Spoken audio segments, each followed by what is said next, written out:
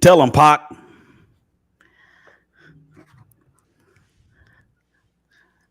Keep your head up. I don't That's hear right, you. baby. It's a lot of things going on out there that sucks.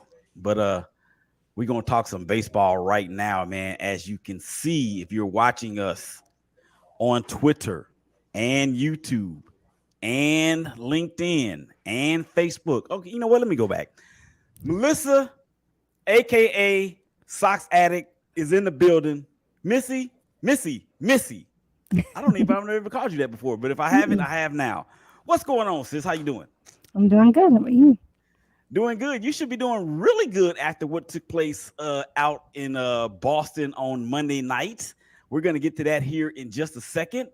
Just in case you did miss it in the first segment, man, I had to move the power rankings from the second segment to the first segment because Melissa is here and we're going to be talking a lot of hashtag dirty water.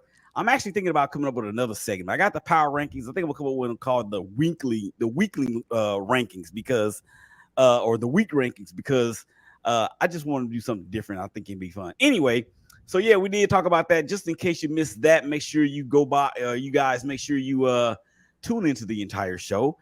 Before we move any further, though, in this second segment, it is being brought to you by the Big Game Christian Sports Network. That's right, baby.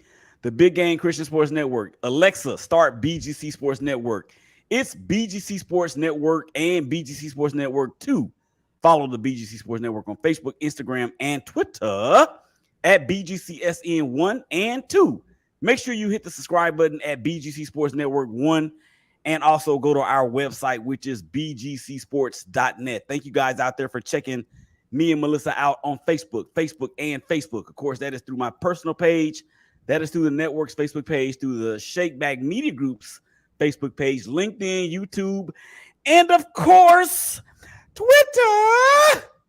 I am on my way. I'm walking Melissa down. I'm trying to get to where she is in the land of 20 racks and followers. She got a big head start on me, but I'm going to close the gap, but not really because she is loved by a lot of people on Twitter and they just continue to follow her and she is a magnificent follow. So y'all make sure y'all go out there and follow her at Addict socks.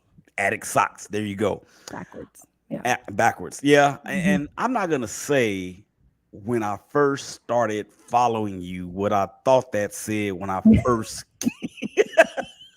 I don't know what you're talking about. Uh-huh. Okay. Well, good. I don't either. All right. So let's get into some hashtag dirty water. Alrighty. As of tape time, they are embroiled in a series against their division brethren, the Toronto Blue Jays, who I actually picked to win the American League East. And as we discussed, or as we said in the beginning of the segment, she should be feeling good, pretty good about what took place on Monday out there at Fenway Park. And there was a walk-off, Yes. right? Mm-hmm. Talk about the Mm-hmm. walk-off. It was Verdugo. That's what he does. Yeah, Vertigo. that's how he's had 8. That was his first home run walk off. Mm-hmm. So yeah, it was good. It's Verdugo is on fire. In En fuego. fuego. Yeah. En fuego. In Uh, fuego. what socks addict shirt are we wearing today? Are we wearing Verdugo? Nope. Incredible Hulk. Incredible Like the Hulk. Hulk. Yeah. Yes. So the and I was watching a little bit of the game, of course, because I wanted to get prepared for this episode. And I've been checking a lot of baseball out in terms of the Red Sox since the Oakland A's absolutely suck as they allowed yet another had another double digit loss over the weekend, but that's neither here nor there. And the Red Sox are playing very well now. We're going to get to the injury situation in just a second, but I want to kind of flip it around a little bit because one of your best players has not even touched the field yet, and that's Trevor Story. Mm-hmm. What's the story with Story? He is he he should. I think he's going to come back like after the All Star break, and who knows? Like, I wonder what if Cora's going to have him play short or second base. I don't know. We really don't have we have a shortstop, but I think Story would do better. Mm-hmm. I don't know if he'll switch him out. I don't know. I'm just curious to see what Alex Cora does with Story. But he hits. I mean, I don't know how after having the surgery and everything, how that's gonna affect him if he's healed completely. But yeah, I think he'll be back after the All-Star break, and I'm excited to see him back. Yeah, you guys are definitely gonna need him. Mhm. Definitely gonna need him. He is basically, in my opinion, the best player on the team. And he, of course, signed that big free agent contract coming over from the Colorado Rockies. And when you think about what the Rockies had once upon a time with Trevor Story and Nolan Arenado, they had the best defensive infield probably in all of the major leagues. And of course, Nolan Arenado is in St. Louis contending for or going after, rather, should I say, a National League MVP along with his teammate. But Story, I thought Story would be a tremendous addition to the Red Sox, primarily because of the monster. And that dude can rake from on any side or to any side of the field. Mhm. I just thought that it would have been cool to see him, Mookie, Xander, Yeah, he breaking my heart. go ahead. Stop. Oh, I'm gonna make her cry. I'm sorry. Yeah, no, it's okay. Yeah. So, but anyway, so let's move on to some other issues or other topics that I had about your Red Sox. And I know we've talked about Chris Sale ad nauseum throughout the beginning of the year, and even somewhat I did somewhat before the season even started. And I remember you and a few other people saying, "Wrap that dude in bubble gum or bubble wrap." Bubble wrap. Yep. Yeah, and his last outing, he did not fare too well. Mm-mm. So No. my question remains: are we still buying the sale? Man. I really do believe that he can get his stuff together. I do. I do believe he can. I just hope he does. I don't know what it's going to take, but yeah. After he did good the start before that last one, I had hopes that that was going to be what he was going to do, but yeah, I got disappointed there. So I don't know. Uh, I can hope. I can and pray.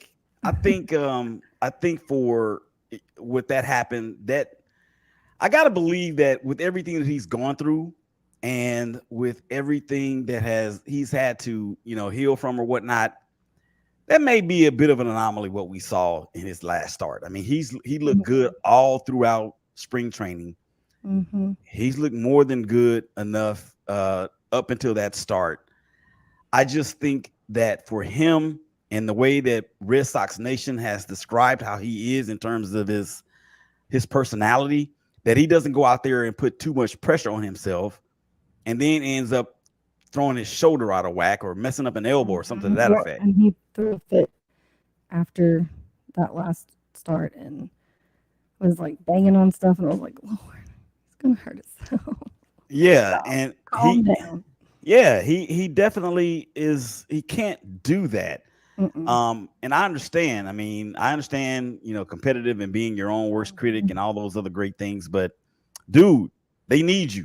Mm-hmm. They need you. Yes, because we have Whitlock was just out, which they at first said it was just maybe some neuritis, and then now they're having him reevaluated again, and so we're gonna find out if it's just that or what it is. And then Jansen has some back tightness, and whew,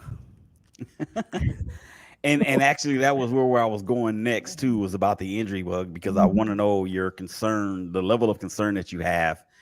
And shout out to your bestie. Can you shout your bestie out for me real quick? yes, my bestie Christina, I love you. Yeah, she's awesome. Yeah, those are the hashtag dirty water beauties is what I call them. Anyway, so talk about the injury concerns in regards to, you just mentioned Whitlock. You also have Hernandez. Yu Chang is going to be out for a minute. Yeah, he'll be out for a while. Joey, he I think he's going to start rehab assignment soon, so hopefully it won't be too much longer for him. Duval got his cast off, so I don't know how long he'll be out. But yeah, Paxton has been playing. I think he has another rehab start, and but I don't think he's done well. So yeah, Yeah, not and fun. and then of course Duval, Adam Duval. Yes. I, I think the last time you were on the show is when he went out. Mm. What's the status on his return? Do we know? Well, he got his cast off, so it, I think it's just he's gonna. I mean, I don't know. I don't know when he's gonna for sure be back because he I don't know. I just hope it's soon. I mean, I want him to get completely well before he comes back. I can't. Whenever that happened to Chang, I was like, really? It's like the Yeah, same thing, almost the yeah, same. yeah, I no was doubt. like, oh, trauma, PTSD. Yep. I think the Red Sox have won a world championship more previous or more recent than my team has. And my team has lost in the first round of several series when we were actually the favorite. So I don't want to even really talk about no PTSD right now, Yeah. because that should be stamped on my forehead in terms of that. All right, Yeah. in your mind, what player has to step up? How they need to step it up? And I know we just talked about Sale, but I'm really talking about somebody from an offensive standpoint. Who needs to step it up in order for the Sox to make that improvement, to make that push towards climbing in the Defensive. division? Man, I was really more thinking defensive. Oh, well, go ahead then. Your thing. Yeah, Your 'cause- thing. well, and offensive Casas for sure. Uh-huh. Both. I mean, well, actually, defensively he's been pretty good, but offensive Casas is not like he just. I don't know what's going on. If it's something, um, like something that he's just like psychologically he's dealing with, like or stress. I don't know. He doesn't seem like that type of player, but yeah, he just hasn't done as well as I thought he was gonna do. Um, but defensively, Kike at short, that's not been that great. I mean, he made a good play yesterday, then two after that, bad. Yeah, So, I saw Kike was struggling a little bit in the field with the mhm. glove, and that is so unlike him. Well, in center field, he's good. He did, he did good whenever we had Chang. I think it was he was doing good out there, but man, I don't know what we're gonna do about that. Well, the good news is that two things actually. Number one, the Red Sox with probably the hardest schedule after the first month of the season are Hmm. above 500. And then Hmm. secondly, you're ahead of the New York Yankees in the standings. Yes, How does that's a that feel? beautiful thing. A beautiful thing. At first we were tied, and then they lost, and yeah. I mean, I would say I hate to be happy, of somebody's misfortune, but I'm happy. Well, you could both can be true at the same time. Both can be true at the same time. You could be happy for your team because of their misfortune, but you don't have to be necessarily happy No, I'm because happy. of their I'm misfortune. happy. I, tr- I tried to reel it in, ladies and gentlemen. It just didn't work. Um, Yeah. and then the Yankees, they actually came here to Arlington over the weekend. It was Hmm. my big homies Jose Trevino's return home. Of course, he was a catcher for the Rangers there for a while. Good friend of the show. He's been on a few times. He actually went yard. I think in the first game they ended up dropping 2 out of 3 to the Rangers, and the Rangers are the Rangers are sitting pretty in the power rankings. So I don't know how long that's going to last, but we shall see. You may not have, when you listen to the power rankings in the first segment, I don't know if you're going to be mad at me. You might not ever speak to me again. But I have to do what I have to do in terms of what I think is best at the time. So I'm just going to leave that there. All right, a couple more things before we get out of here for this second segment. Um, I wanted to ask you, after the first month of the season, what is the thing or the player or the coach or the manager or whatever involving hashtag dirty water has excited you the most after the first month of the year? Okay, excited me the most would be Verdugo. Verdugo. Sure. But surprising by exciting, making me happy is Jaron Duran. Like, his bat has been on fire. Defensively, he's been good. Last year, I was not a fan of him. So Jaron Duran, his batting stance is different. He's big and bulky, but also is fast. Mm-hmm. He's a great athlete. So and that is one of those things.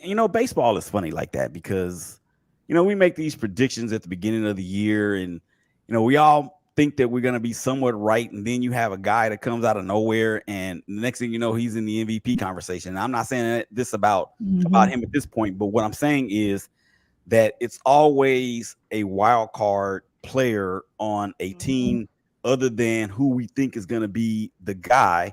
And even though they may still be the guy, there's nothing wrong with having two guys. So, all right. We have some social media comments that we need to get to. The big homie, George Bendicki out of Cleveland. He is a hashtag for the land fan, of course. He calls them the Wahoos. He says to Red Sox fan, what was Aaron Boone thinking about last night? What did he do last night? Well, I don't know. I guess they lost. I don't know. I mean, Aaron Boone, quiet as he kept, if they don't do something this year, I believe he's going to be gone. Straight like that. Agreed. All right. He probably didn't sleep very well last night. Yeah. All right, George, you got to Willie. I missed your tribute show about Jackie Robinson. I have zero problem with his number being retired throughout baseball.